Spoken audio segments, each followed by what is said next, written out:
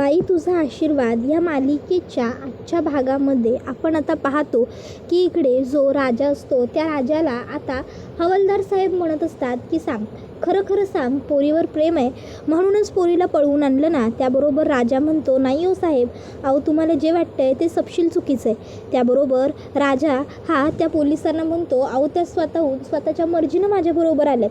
त्यावर मग आता हवालदार साहेब म्हणतात पण पोरीचा प्रेमाचाच मामला आहे ना, मला खरं खरं ऐकायचं आहे, खरं बोल, खोटं बोलू नकोस, तुझं प्रेम आहे ना त्या पोरीवर. त्याबरोबर राजा म्हणतो होय साहेब, हाय माझं प्रेम त्या पोरीवर, पण म्हणून मी नाही पळवून आणलं तिला, ती माझ्याबरोबर स्वतःच्या मर्जीनं पळून आली.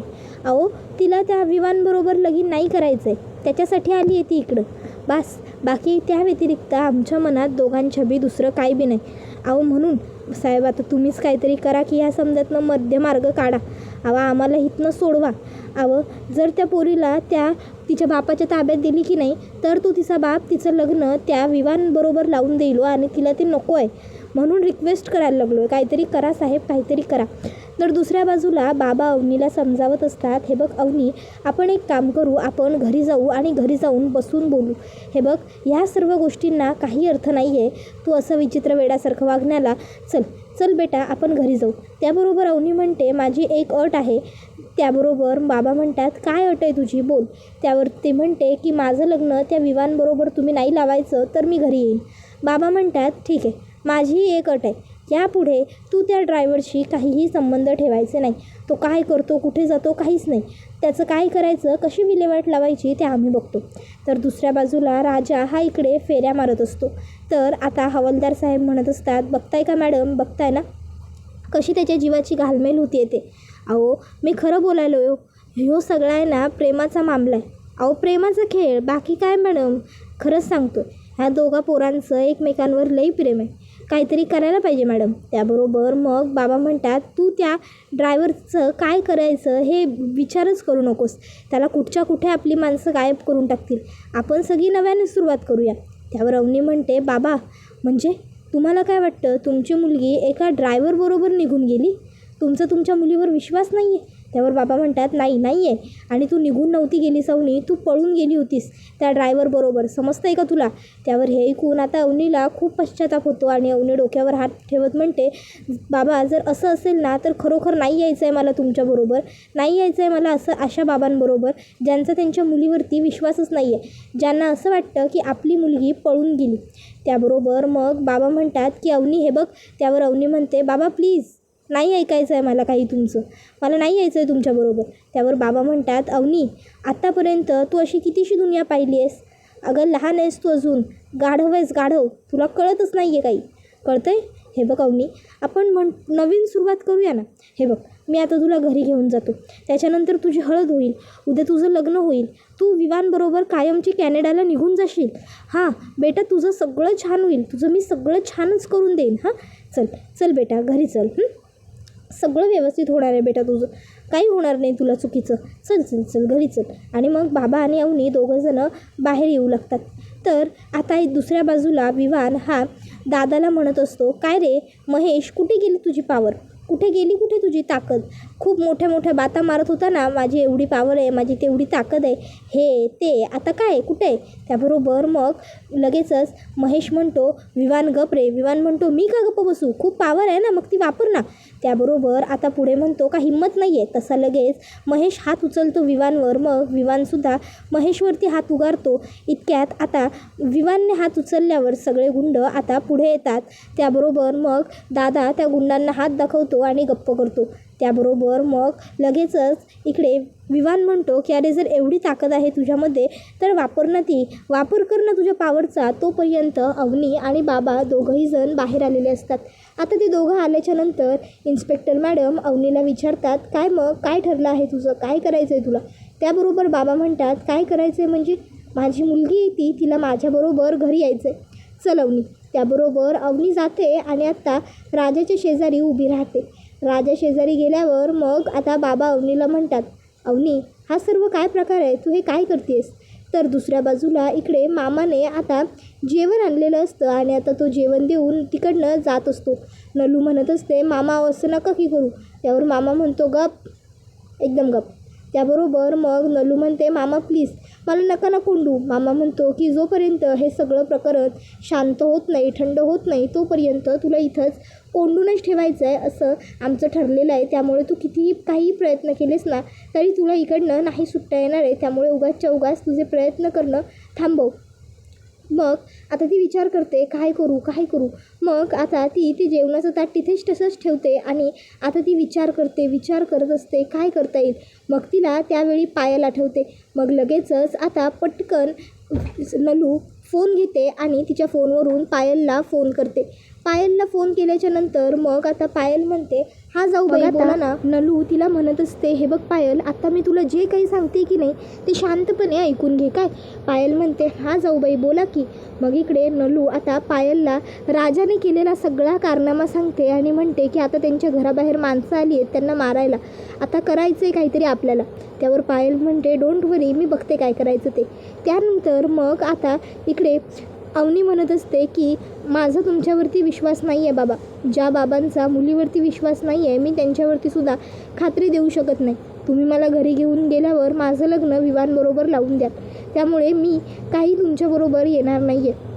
त्याबरोबर बाबा अवनीला फोर्स करायला जात असतात. त्याबरोबर इन्स्पेक्टर साहेब मॅडम पुढे येतात आणि म्हणतात, तुम्हाला काय बोलली ती, हे आवाज नाही का आला? देशमाने साहेब, हे बघा तुम्ही अवनीवरती जबरदस्ती नाही करू शकत. त्यानंतर मग आता बाबा म्हणतात, आता मी फक्त 5 मिनटं घेतो तुमच्याकडनं. पुढच्या 5 मिनटात हे सगळं प्रकरण इथेच थांबेल, आलोच मी. आणि मग बाबा आता धमकी देऊन तिकडनं जातात. त्याबरोबर इन्स्पेक्टर मॅडम आणि हवालदार साहेब म्हणतात, ए पोरानो, तुम्ही आतमध्ये व्हा, तुम्ही इथं थांबू नका. आता पोरीचा बाप धमकी देऊन गेलाय म्हणजे नक्कीच काहीतरी होईल इकडे राडा. त्याबरोबर मग आता लगेच ते दोघंजणं तिकडनं आतमध्ये जातात. बाबा महेशकडे येतात आणि महेशला सांगतात, महेश एक काम कर, तसं पण ह्या मुलाच्या घराबाहेर आपली तर माणसं आहेतच ऑलरेडी. त्या माणसांना कॉल कर आणि त्यांना सांग की ह्याच्या बापाला आणि याच्या त्या भावांना इतकं मारा की ह्यांचं बेहाल करा आणि स्पेशली त्या म्हाताऱ्याला, आणि त्याला मारा आणि मग त्याचं एक व्हिडिओ शूटिंग करून मला पाठवा. मग ते व्हिडिओ शूटिंग मी त्या राजाला दाखवणार आणि मग त्यानंतर तो आपोआपच आपल्या अवनीला आपल्या ताब्यात आणून देणार. काय कळलं का? त्याबरोबर मग आता लगेच दादा म्हणतो, बाबा तुम्ही काही फिकीरच करू नका, काय करायचं आहे ते मी बघतो. त्यानंतर मग बाबा म्हणतात, पण जे काही करशील ते लवकर कर. अरे इथे कुठे फोन करतो आहेस, हे पोलीस स्टेशन आहे, पोलीस स्टेशनच्या बाहेर जाऊन फोन कर महेश. मग महेश तिकडनं बाहेर जातो. त्याबरोबर दुसऱ्या बाजूला इकडे आता राजाच्या घरी 3 गुंड बसलेले असतात. मस्त सुरे कोयत्या घेऊनच ते बसलेले असतात आणि ते आता बसलेले असतात ते म्हणजे या चौघांवरती पहारा देण्यासाठी. आता ते म्हणत असतात, बाप रे केवढी गरमी होतीये नाही का, ह्या दिवसात असं वाटते कुणीतरी थंडगार बर्फांचा गोळा द्यावा. इतक्यात आता तिकडे लगेचच पायल येते. पायल आल्याबरोबर सगळेच जण पायलकडे बघू लागतात. तर आता पायल घंटी वाजवत असते आणि त्या घंटीचा आवाज नलूलासुद्धा येतो. नलूसुद्धा बाहेर बघते. तर इकडे आता त्या ठिकाणी पायल येऊन उभी राहते आणि नलूला इशारा करते, तुम्ही काही काळजी करू नका, मी आले आता. त्यानंतर मग आता नलू थेट आतमध्ये पुढे येते. त्याबरोबर मग आता लगेचच तिला त्यातला एक जण विचारतो, एक मिनटं, कुठे चालली कुठं आणि कोण आहेस तू? त्याबरोबर ती म्हणते, बिजनेस करायला आली बघा मी इथं साहेब. त्याबरोबर मग आता त्या ठिकाणी भाण्या येतो. भाण्या म्हणतो, हे 1 मिनटं, काय करतेस तू पायल, तू काय करतेस इथं? हे बघ मी इकडनं कडकडनं सुट, नाहीतर उगाचच्या उगाच वांदा होईल सगळा, जा इकडनं. त्याबरोबर ती म्हणते, असं कसं जाऊ, मी नाही जाणार, मी आज बिझनेस करायला आली आहे ना तुमच्या इतका. त्याबरोबर मग तो म्हणत असतो की बिझनेस इथे कशाला, हीच जागा सापडली का तुला? त्याबरोबर ती म्हणत असते की हो हीच जागा सापडली, आणि तसंही काय फरक पडतो ना, ही माझी होणारी सासरवाडीच तर आहे आता, म्हणून हीच जागा. बरं ओ दादा तुम्ही या ना, या बसा, मी तुमच्यासाठी छानपैकी सरबत बनवते. ओ दादा अहो तुम्ही पण बसा. अहो दादा तुम्ही किती वेळ उभे राहणार, तुम्ही पण बसा ना आता. मी एक काम करते, मस्तपैकी थंड गार लिंबू सरबत तुम्हा दोघांसाठी पण बनवते काय. आणि मग आता लगेचच इकडे ती सरबत बनवायला तयारी. त्याबरोबर मग आता ती त्या सर्व गुंडांना म्हणते, ओ दादा ओ बसा तुम्ही बसा, मी एकदम फर्स्ट क्लास सरबत करते. पाहुणे मंडळी आले आणि तू सरबत पण देऊ नको म्हणतोय सोय रे.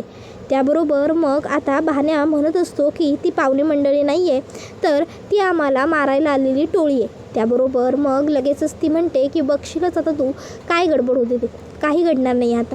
त्यानंतर मग आता ती सरबत बनवू लागते.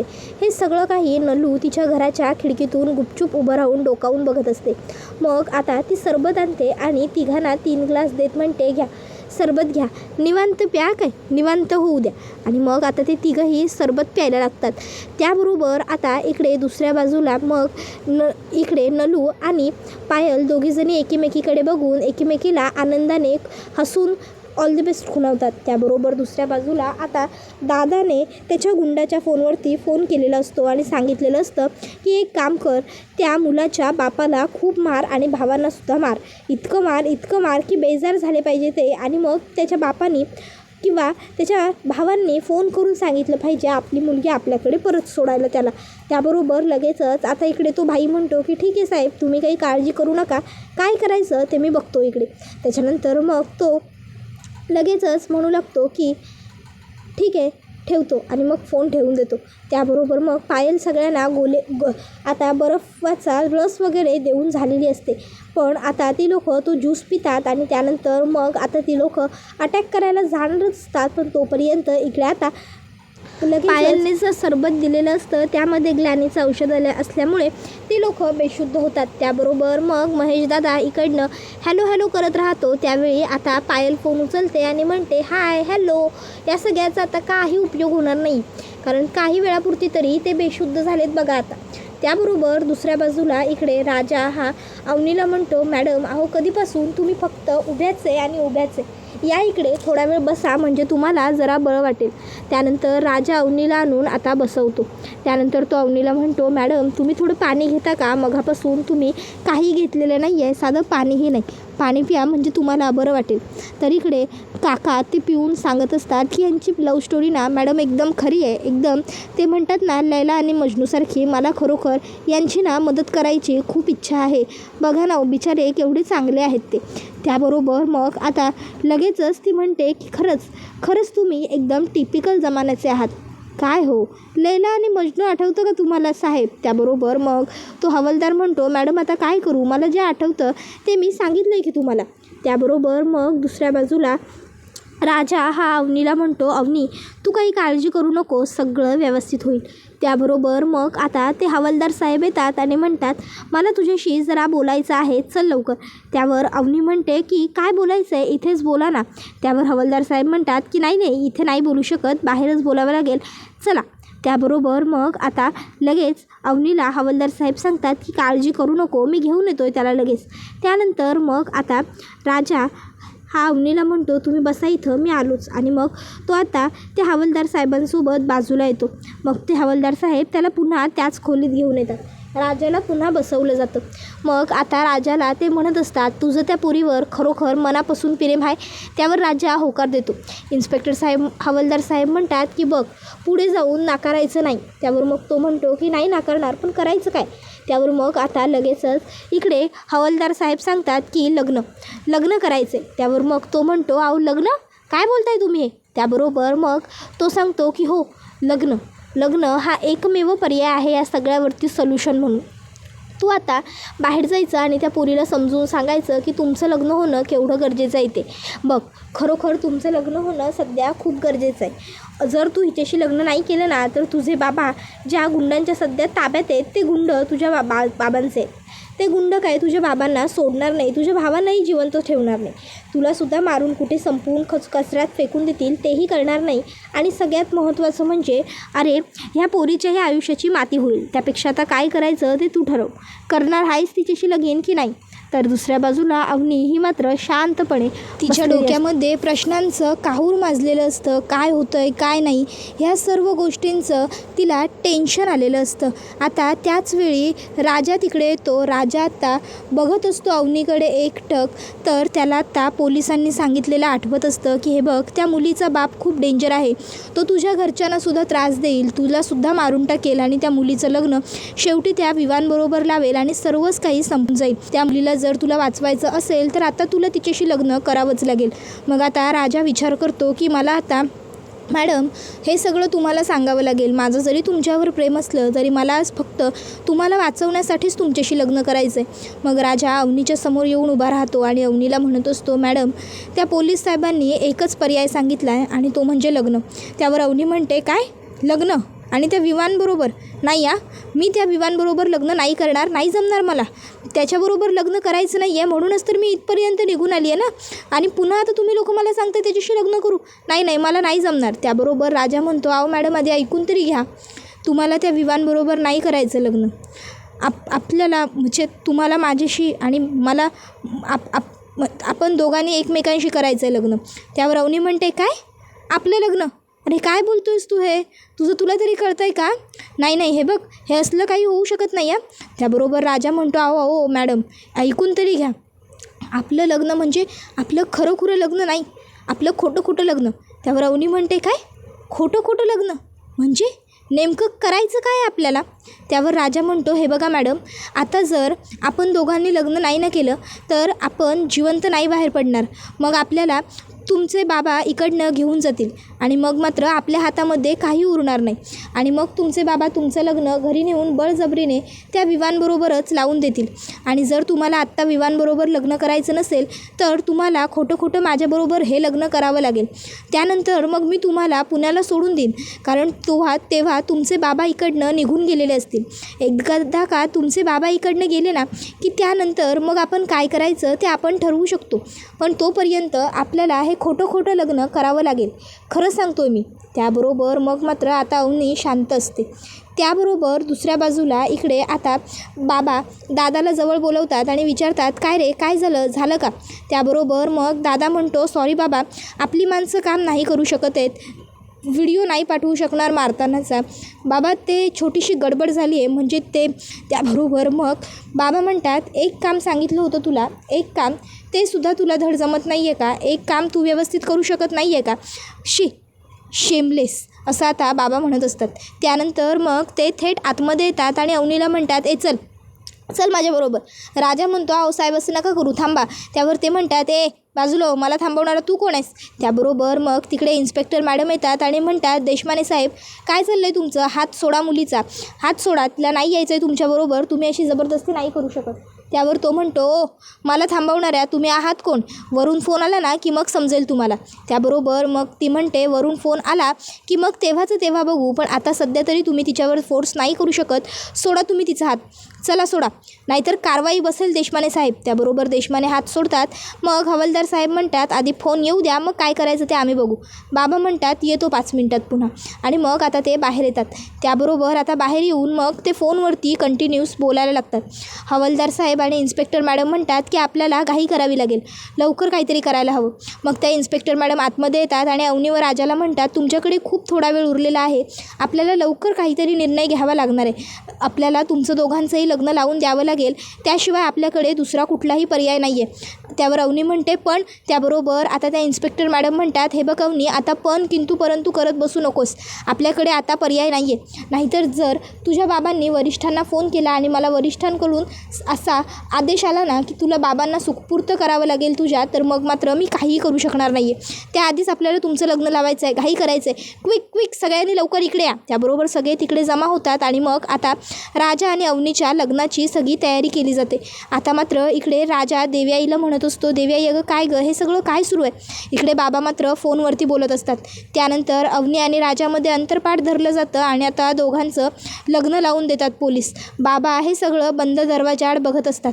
आता अंतरपाठमधनं काढलं जातं. दोघंजण एकमेकाच्या गळ्यात हार घालतात आणि शेवटी मग राजा अवनीच्या गळ्यात मंगळसूत्र घालतो आणि हा व्हिडिओ इथेच संपतो. व्हिडिओ आवडला असेल तर व्हिडिओला लाईक करा, चॅनलवर नवीन असाल तर चॅनलला सबस्क्राईब करा आणि बेल आयकॉन आठवणीने प्रेस करा. धन्यवाद.